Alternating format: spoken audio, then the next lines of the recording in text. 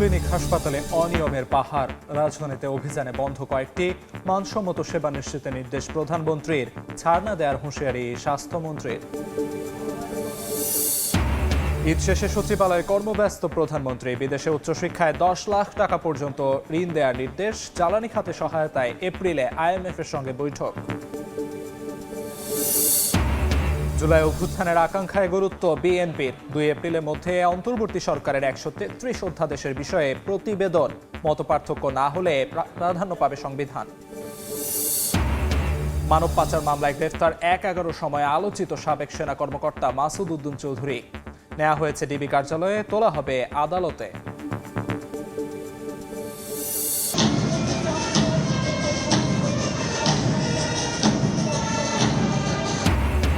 জাতীয় প্যারেড গ্রাউন্ডে মহান স্বাধীনতা দিবসের কুচকাওয়াজের মহড়া, বীর শহীদদের শ্রদ্ধা জানাতে প্রস্তুত হচ্ছে জাতীয় স্মৃতিসৌধ, বেদিতে রং তুলির আঁচড়।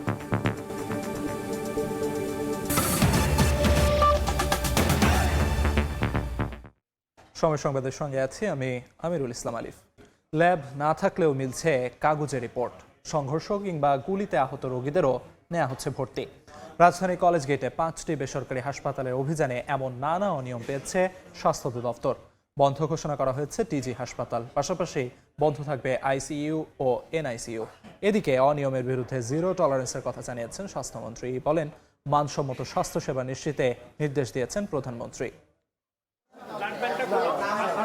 বেসরকারি ক্লিনিকের বিরুদ্ধে নানা অনিয়মের অভিযোগে এবার নড়ে চড়ে বসেছে স্বাস্থ্য অধিদপ্তর। সোমবার থেকে রাজধানীর বিভিন্ন বেসরকারি হাসপাতালে অনিয়মের বিরুদ্ধে অভিযান শুরু হয়।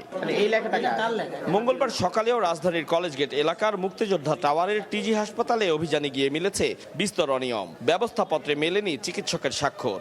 NICU-তে 4 শিশু ভর্তি থাকলেও পাওয়া যায়নি কোনো চিকিৎসক। ড্রাইভার বলছে যে এখানকার চিকিৎসা ভালো, তারপরে আমাদের মানসম্মত টাকা পয়সা, পরে আমরা এখানে বাচ্চা নিয়ে আসি আর কি। এখানে আমাদের এক কাকা ছিল, উনি যোগাযোগ করে দিয়েছে। যদি কোনো হাসপাতালের ডিউটি ডাক্তারের এর কারণে ধরেন সে একটা ট্রিটমেন্ট শিট লিখে সে সাইন করে নাই, সেই ভুলের কারণে যদি হাসপাতাল আপনার সিলগালা করতে হয়, তাহলে সেটা আমার একটু কথা বলতে হবে। সব রোগী দালালের মাধ্যমে আপনারা নিয়ে এসেছেন, আমরা জানি না এখানে কিভাবে আসছে। বিভিন্ন জেলা থেকে দালালের মাধ্যমে রোগী ভাগিয়ে আনা হয়েছে হাসপাতালগুলোতে। বিল ও স্বাস্থ্য সেবা নিয়ে অভিযোগ রোগীদের। একটা লোক ওখানে জায়গা লম্বা ছোট ছেলেটা দালাল, ঢাকা মেডিকেল, ওখানে ট্রলিতে লোক আনা নেওয়া করে। একই চিত্র একই বিল্ডিং এর প্রাইম হাসপাতালের। সংঘর্ষ কিংবা গুলিতে আহত রোগীদের চলছে চিকিৎসা, ল্যাব না থাকলেও দিচ্ছে কাগজে রিপোর্ট। আমরা পুলিশ কেসে রুগী, আমরা রুগীদের কাছে বলিনি, হ্যাঁ, রুগীরা আমাদের কাছে এসে বলে না যে আমরা পুলিশ কেস, ঠিক আছে। গুলি কিভাবে হতে পারে? আচ্ছা, সেটা নিয়ে আসলে এই ব্যাপারে কথা বলতে পারছি না। তো অ্যাম্বুলেন্সরা বলেছে একটা হাসপাতাল আছে ব্রেন্টারে, ওইখানে 50-60 হাজার টাকা দিলে অপারেশনটা হয়ে যায়, কিন্তু ICU-তে ঢুকে আমার ঘর থেকে 3-4 লাখ এরম দেওয়া যাচ্ছে। এমন 5টি হাসপাতালে অভিযানের পর কাগজ জব্দ করেছে স্বাস্থ্য অধিদপ্তর। এর মধ্যে টিজি হাসপাতাল বন্ধের নির্দেশনা দেওয়া হয়েছে। একাধিক ক্লিনিকের আমরা বন্ধ করার মতো অবস্থা পেয়েছি, আমরা একাধিক ICU বন্ধ করার মতো অবস্থা পেয়েছি, আমরা একটি ব্লাড ব্যাংক দেখেছেন আপনারা বন্ধ অবস্থায় পেয়েছি, যেটা 24 ঘন্টা খোলা থাকার কথা, সেটার আমরা সিদ্ধান্ত নিব। আমরা মহাপরিচালকের মাঝে সিদ্ধান্ত ক্রমে এগুলোর বন্ধের ব্যবস্থা আমরা করব। বুধবারও হাসপাতালের অনিয়মের বিরুদ্ধে অভিযান চলবে। যেটা বলেছি এটাই হবে, আমাদেরকে কেউ পারচেজ করতে পারবে না, কেউ রক্ষা পাবে না। আমাদের মাননীয় প্রধানমন্ত্রী আমাদেরকে এইসব ব্যাপারে একেবারে জিরো টলারেন্সের কথা বলেছেন, and will do that, will obey it. আমরা সেটা করবো ইনশাল্লাহ। সোমবার শ্যামলীর একটি বেসরকারি হাসপাতালে স্বাস্থ্যমন্ত্রীর উপস্থিতিতেই অভিযান পরিচালনা করে স্বাস্থ্য অধিদপ্তর। বিভিন্ন অনিয়মের অভিযোগে ডক্টরস কেয়ার হাসপাতালটি সিলগালা করা হয়। আতাউর কাউসার, সময় সংবাদ, ঢাকা। পররাষ্ট্র মন্ত্রণালয়ে গণমাধ্যমে কথা বলছেন প্রতিমন্ত্রী শামা ওবায়দ ইসলাম, সরাসরি যাচ্ছি সেখানে। এমন একটা অবস্থা হয় যে তাদের একটা লাইফ রিস্ক হচ্ছে বা তাদের নিরাপত্তার কোনো সমস্যা, সেই জায়গায় আমরা অবশ্যই তাদেরকে, আমাদের মিশন ওখানে কাজ করছে, আমরা তাদেরকে ফিরিয়ে নিয়ে আসবো। এই মুহূর্তে তারা, আমরা যতদূর খবর আমাদের কাছে আছে, তারা নিরাপদে আছে। ভারতে থেকে যে হাদি হত্যার অভিযুক্ত যে 2 জন আসামি বাংলাদেশে ফিরিয়ে নিয়ে আসবার ব্যাপারে আর কোনো অগ্রগতি আছে?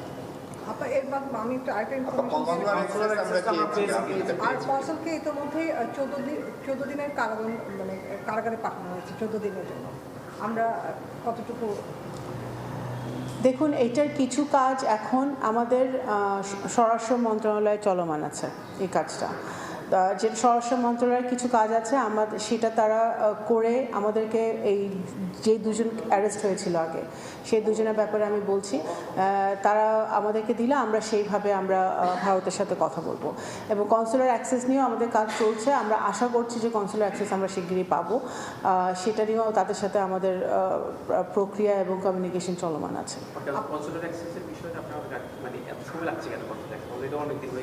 সেটা আমরা পুশ করছি তাদেরকে, সেটা আমি ভারত বলতে পারবে ভালো কেন এতদিন সময় লাগছে, কিন্তু আমরা তাদেরকে পুশ করছি, কারণ যেহেতু এটা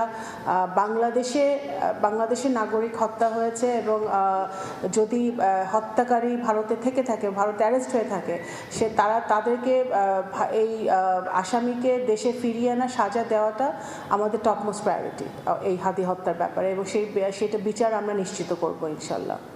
বন্দি বিনিময় চুক্তির আওতায় আনতে হলে অ্যারেস্ট ওয়ারেন্ট সহ অন্যান্য কাগজপত্র পাঠাতে হয় পররাষ্ট্র মন্ত্রণালয়কে, সেটা স্বরাষ্ট্র মন্ত্রণালয় দিবে। তো স্বরাষ্ট্র মন্ত্রণালয় এই কাজটা চলছে। তো সরাসরি যুক্ত ছিলাম পররাষ্ট্র মন্ত্রণালয়ে। প্রতিমন্ত্রী ব্রিফিং এর বাকি অংশ দেখতে ভিজিট করুন সময় টিভির ফেসবুক পেজে। ঈদের ছুটি শেষে কর্মব্যস্ত প্রধানমন্ত্রী তারেক রহমান সকালে প্রশাসনের প্রাণকেন্দ্র সচিবালয় একের পর এক করেছেন বৈঠক। জ্বালানি সংকট মোকাবিলায় IMF এর ঋণ সহায়তা পেতে এপ্রিলে ওয়াশিংটনে বৈঠক হবে বলে জানিয়েছেন অর্থ ও পরিকল্পনা মন্ত্রী। উচ্চশিক্ষায় বিদেশগামী শিক্ষার্থীদের 10 লাখ টাকা পর্যন্ত ঋণ সুবিধা দিতে প্রবাসী কল্যাণ ব্যাংককে নির্দেশনা দিয়েছেন প্রধানমন্ত্রী। ইউরোপে কর্মসংস্থান বাড়ানোর পাশাপাশি মালয়েশিয়া সহ বন্ধ শ্রম বাজার খোলার বিষয়েও আলোচনা চলছে বলে জানিয়েছেন প্রবাসী কল্যাণ প্রতিমন্ত্রী। ঈদের আমেজ কাটিয়ে প্রথম কার্যদিবসে সকাল 9টায় মন্ত্রিপরিষদ বিভাগে প্রবেশ করেন প্রধানমন্ত্রী তারেক রহমান। কয়েকটি গুরুত্বপূর্ণ বৈঠক সহ অন্তত 6টি কর্মসূচিতে দিনভর কর্মব্যস্ত সময় পার করেন প্রধানমন্ত্রী। দিনের শুরুতেই আন্তর্জাতিক মুদ্রা তহবিল IMF এর এশিয়া ও প্যাসিফিক বিভাগের পরিচালক কৃষ্ণা শ্রীনিবাসন প্রধানমন্ত্রীর সঙ্গে সাক্ষাৎ করেন। বৈঠকে দেশের অর্থনৈতিক পরিস্থিতি ও চ্যালেঞ্জ নিয়ে আলোচনা হয়। পরে অর্থ ও পরিকল্পনা মন্ত্রী জানান, পঞ্চম ও ষষ্ঠ কিস্তি সহ জ্বালানি সংকট মোকাবিলা ও বন্ধ প্রকল্পের কাজ শুরু করতে ঋণ সহায়তা পেতে আলোচনা হয়েছে। IMF এর যে রিকোয়ারমেন্ট, এগুলো আমরা আলোচনা করেছি কতটুকু সম্ভব, এবং যেখানে বাংলাদেশের বর্তমান অর্থনৈতিক প্রেক্ষাপটে যেগুলো সম্ভব না, এগুলোকে আমরা ক্রমান্বয়ে করতে হবে। একসাথে সব করা যাবে না, কারণ অর্থনীতি যে জায়গায় দাঁড়িয়ে আছে সেখান থেকে উত্তরণ করতে হলে আমাদেরকে আমাদের মতো করে কিছু চিন্তা করি। নেক্সট যখন রিভিউ, যেটা জুলাইতে হবে। দুপুরে বৈদেশিক কর্মসংস্থান বৃদ্ধি ও প্রবাসী কল্যাণ বিষয়ে গঠিত কমিটির কাজের অগ্রগতি নিয়ে পর্যালোচনা সভা করেন প্রধানমন্ত্রী। প্রতিমন্ত্রী জানান, উচ্চশিক্ষার জন্য বিদেশগামী শিক্ষার্থীদের এখন থেকে 10 লাখ টাকা পর্যন্ত ব্যাংক গ্যারান্টি বা ঋণ সুবিধা দেওয়ার নির্দেশনা দিয়েছেন প্রধানমন্ত্রী। প্রধানমন্ত্রীর আগ্রহ এবং তার নির্দেশনায় আমরা প্রবাসী কল্যাণ ও বৈদেশিক কর্মসংস্থান মন্ত্রণালয় থেকে যারা কোরিয়া, জাপান, চায়না, জার্মানি এরকম দেশগুলোতে যাবে, তাদের যে বিশেষ করে স্টুডেন্টদের ব্যাংক গ্যারান্টি বা ব্যাংক সলভেন্সির সাপোর্ট হিসেবে 10 লক্ষ টাকার একটা ঋণ দেওয়ার নির্দেশনা প্রধানমন্ত্রী দিয়েছেন। এছাড়া ইউরোপের দেশগুলোতে কর্মসংস্থান বাড়ানোর পাশাপাশি বন্ধ থাকা শ্রমবাজার খোলার বিষয়েও নির্দেশনা দিয়েছেন প্রধানমন্ত্রী। যেহেতু মধ্যপ্রাচ্যের শ্রমিক যাওয়া কিছুটা স্টপ আছে, সো সেই ক্ষেত্রে মালয়েশিয়া সহ যেখানে আমরা আপনার একটু শর্ত শিথিল করে কিংবা যে কোনো প্রক্রিয়া ওপেন করা যায়, সেই বিষয়টাতে কিন্তু আমাদের গুরুত্ব দিতে হচ্ছে। বিদেশে কর্মী পাঠাতে সিন্ডিকেট ভাঙার চেষ্টা চলছে বলেও জানান প্রতিমন্ত্রী। আশা করি মালয়েশিয়া। প্রসূন আশিস, সময় সংবাদ, ঢাকা। অন্তর্বর্তী সরকারের 133টি অধ্যাদেশ যাচাই বাছাই জুলাই অভ্যুত্থানের আকাঙ্ক্ষায় গুরুত্ব দেবে বিএনপি। 2 এপ্রিলের মধ্যে অধ্যাদেশের বিষয়ে প্রতিবেদন জমা দেবে সংসদীয় বিশেষ কমিটি। আইনমন্ত্রী জানান, মতপার্থক্য হলে প্রাধান্য পাবে সংবিধান। ত্রয়োদশ জাতীয় সংসদ অধিবেশনের প্রথম দিনেই আইন, বিচার ও সংসদ বিষয়ক মন্ত্রী আসাদুজ্জামান অন্তর্বর্তী সরকারের 133টি অধ্যাদেশ অনুমোদনের জন্য সংসদে উত্থাপন করেন। এই দিনই এসব অধ্যাদেশ যাচাই বাছাইয়ের জন্য 13 সদস্যের একটি অস্থায়ী সংসদীয় বিশেষ কমিটি গঠন করা হয়, যার সভাপতি অ্যাডভোকেট জয়নুল আবেদিন। সদস্য হিসেবে আছেন বিএনপির 9 জন এবং জামায়াতের 3 জন। মঙ্গলবার বেলা 11টার পর সংসদের ক্যাবিনেট কক্ষে বিশেষ কমিটির প্রথম বৈঠক শুরু হয়। বৈঠকের আগে সংসদের প্রবেশমুখে বিএনপির স্থায়ী কমিটির সদস্য ও স্বরাষ্ট্রমন্ত্রী সালাউদ্দিন আহমদ বলেন, জুলাই যোদ্ধাদের দায় মুক্তিতে সবাই একমত, জুলাই ধারণ করেই এগোবে দল। জনপ্রত্যাশা, জুলাইয়ের গণ অভ্যুত্থানের ছাত্র গণ অভ্যুত্থানের আকাঙ্ক্ষা, এগুলোকে ধারণ করব।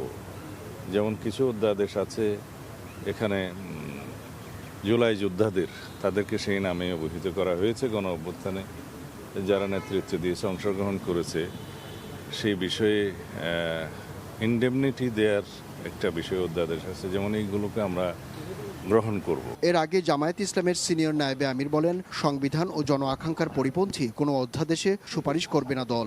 সংবিধানের সাথে সাংঘর্ষিক যদি হয় অথবা জনগণের স্বার্থ পরিপন্থী হয়, সেগুলো আমরা দেখে আমাদের মতামত ব্যক্ত করব, এরপরে তখন সিদ্ধান্ত হবে। বৈঠক শেষে আইনমন্ত্রী জানান, সংবিধান এবং জুলাই আকাঙ্ক্ষার মতো পার্থক্য হলে প্রাধান্য পাবে সংবিধান।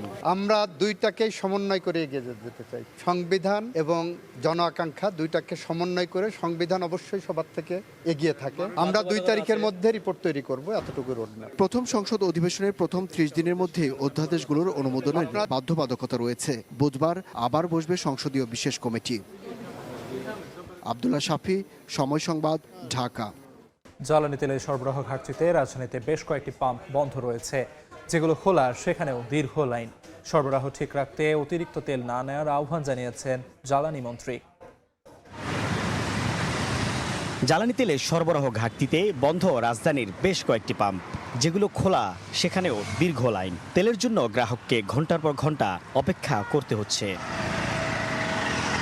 কেউ ভোর থেকে লাইনে দাঁড়িয়েছেন, আবার কেউ 3 থেকে 4 ঘন্টা অপেক্ষা করেও ফিরছেন খালি হাতে।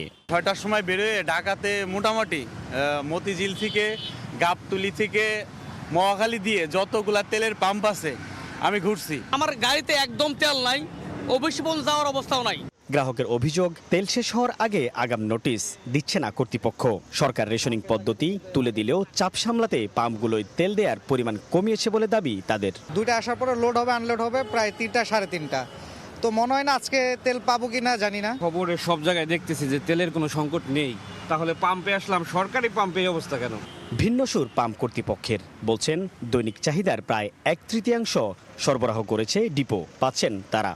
45 থেকে 50 হাজার তেল লাগে। পদ্মা থেকে আমার তেল দিছে 18,000। বাদবাকি এটা শেষ হওয়ার পরে বাদবাকি তোমার পাম্প বন্ধই রাখতে হবে, তো আমার কিছু করার থাকে না। এদিকে চাহিদা বাড়ায় সংকট দেখা দিয়েছে বলে জানান বিদ্যুৎ ও জ্বালানি মন্ত্রী। সরবরাহ ঠিক রাখতে অতিরিক্ত তেল না নেয়ার আহ্বান তার।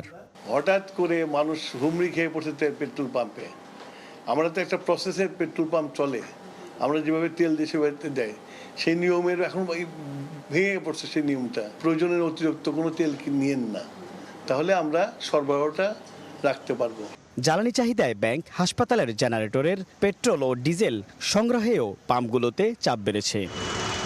সাইফুল ইসলাম, সময় সংবাদ, ঢাকা। দীর্ঘ 1.5 যুগ পর আবারও 26শে মার্চ মহান স্বাধীনতা দিবসে ফিরছে ঐতিহ্যবাহী কুচকাওয়াজ। অনুষ্ঠানে সশস্ত্র বাহিনীর সালাম গ্রহণ করবেন রাষ্ট্রপতি মোহাম্মদ শাহাবুদ্দিন। অংশ নেবেন প্রধানমন্ত্রী তারেক রহমানও।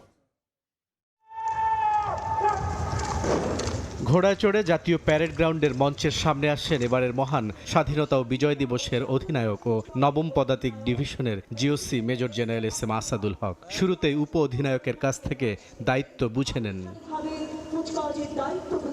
প্রথমে মিলিটারি পুলিশের মোটর শোভাযাত্রা সহকারে প্যারেড গ্রাউন্ডে প্রবেশ করেন ডামি প্রধানমন্ত্রী। একইভাবে প্যারেড গ্রাউন্ডে প্রবেশ করেন ডামি রাষ্ট্রপতিও।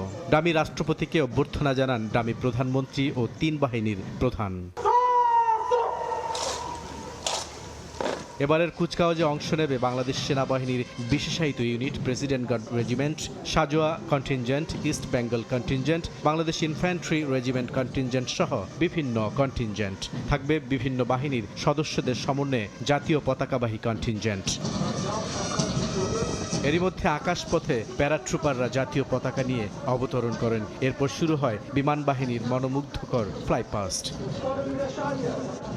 স্বাধীনতা দিবসকে সামনে রেখে মঙ্গলবার সকালে শুরু হয় চূড়ান্ত মহড়া। আন্তঃবাহিনী জনসংযোগ পরিদপ্তর ISPR সংবাদ বিজ্ঞপ্তিতে জানিয়েছে, কুচকাওয়াজ অনুষ্ঠানটি সর্বসাধারণের জন্য উন্মুক্ত থাকবে।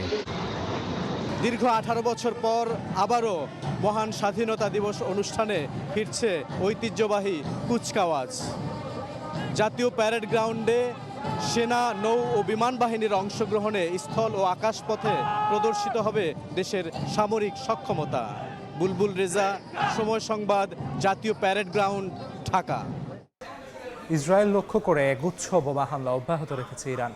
তেল আবিব সহ মধ্যাঞ্চলের বিভিন্ন শহরে একযোগে আক্রমণ চালানো হয়েছে।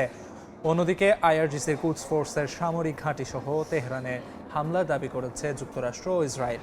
ইরানের সঙ্গে যৌথভাবে হরমুজ প্রণালী নিয়ন্ত্রণ করবে যুক্তরাষ্ট্র। ডোনাল্ড ট্রাম্পের এমন দাবিকে মিথ্যাচার বলেছেন দেশটির পার্লামেন্ট স্পিকার।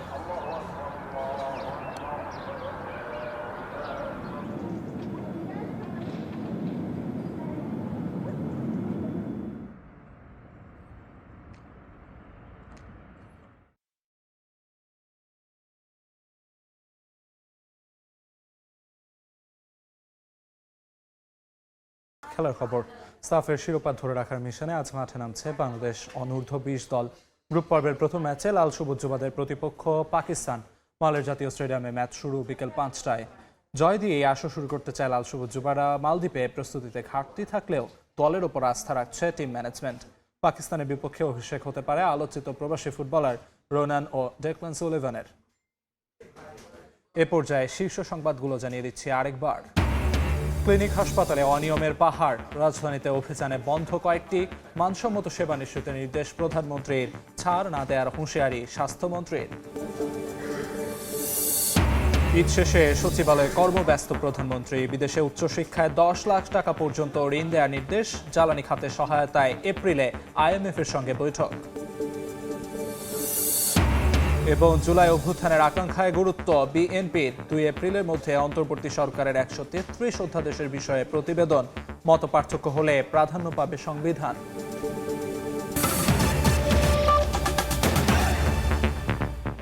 এই ছিল বিকেল 3টার সময় সংবাদে। এরপর আন্তর্জাতিক সময় নিয়ে আসছে কিছুক্ষণ পর। সঙ্গে থাকুন সময়ের।